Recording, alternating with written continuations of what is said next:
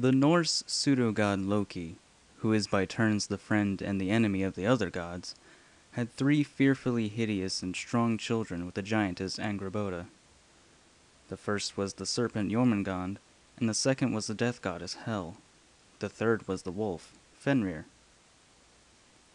The gods had terrible forebodings concerning the destiny of these 3 beings, and they were absolutely correct.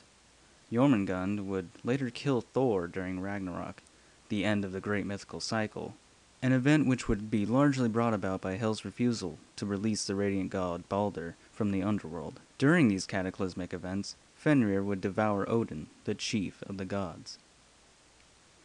In order to keep these monsters at bay, they threw Jormungand into the ocean, where he encircled Midgard, the world of humankind.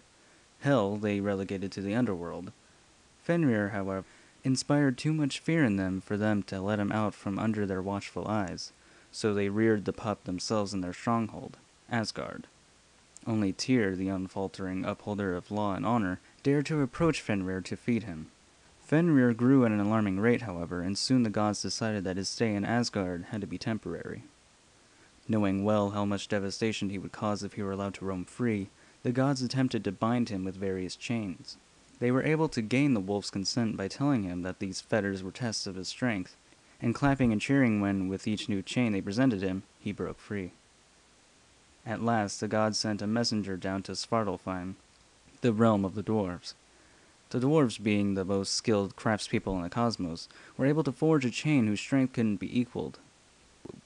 It was wrought from the sound of a cat's footsteps, the beard of a woman, the roots of stones, the breath of a fish, and the spittle of a bird. In other words, things which don't exist, and against which it's therefore futile to struggle. Leiknir was its name.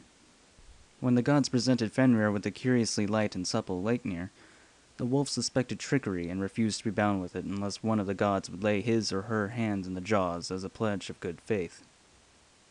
None of the gods agreed, knowing that this would mean the loss of a hand and the breaking of an oath. At last the brave Tyr, for the good of all life, volunteered to fulfill the wolf's demand. And sure enough, when Fenrir discovered that he was unable to escape from Leiknir, he chomped off and swallowed Tyr's hand. The fettered beast was then transported to some suitably lonely and desolate place.